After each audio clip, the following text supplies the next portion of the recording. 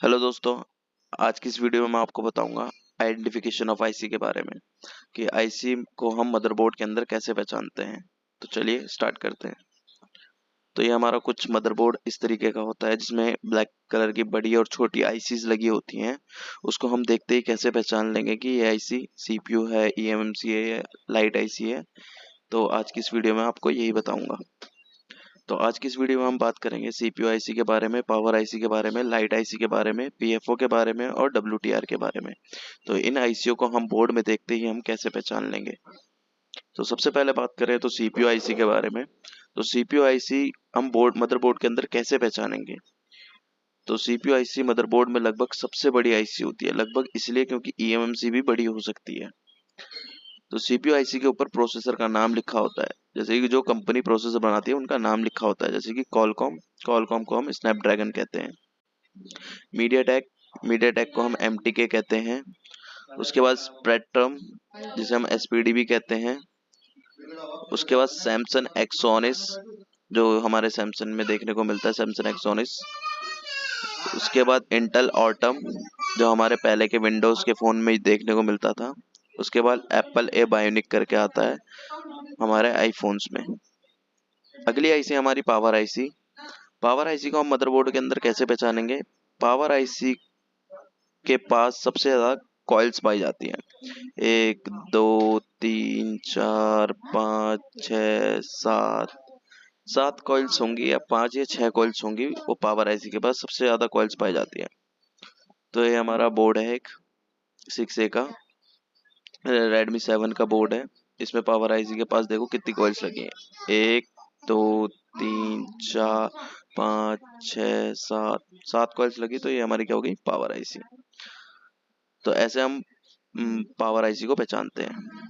उसके बाद हमारा कुछ बोर्ड होते हैं जिनमें दो आईसीज के पास सबसे ज्यादा कॉइल्स लगे होते हैं। उनमें कैसे पहचानेंगे हम पावर आईसी कौन सी है। तो उन पे हमारा नंबर लिखा होगा, जैसे कॉलकॉम PM7150L जिसमें लिखा होगा वो होगी हमारी मेन पावर आईसी, और जिसमें एल नहीं होगा वो होगी हमारी चार्जिंग आईसी। इसमें थोड़ी करेक्शन कर लेना, मैंने चार्जिंग ऊपर लिख दी और पावर नीचे लिख दी। तो पावर हमारी वो होती है जिसमें अल्फाबेट होता है, और चार्जिंग वो होती है जिसमें अल्फाबेट नहीं होता है। उसके बाद है हमारी लाइट आईसी। लाइट आईसी हमारे फोन में दो प्रकार की देखने को मिलती है, क्योंकि दो डिस्प्ले लगती है हमारे फोन्स में, एक आईपीएस और एक एमोलेड। तो आईपीएस के बोर्ड में हम कैसे पहचानेंगे लाइट आईसी को।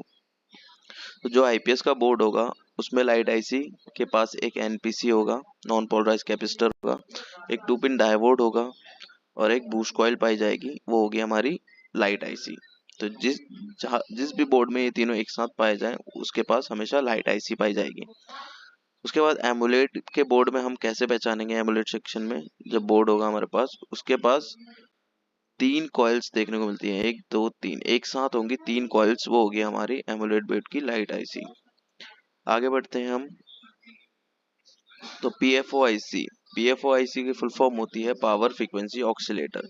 तो पीएफओ आईसी हमारी 2G और 3G और 4G देखने को मिलती है, और 5G वाले बोर्ड भी आ गए हैं। 5G के लिए अलग होती है, तो इनबिल्ड होती है 4G में ही।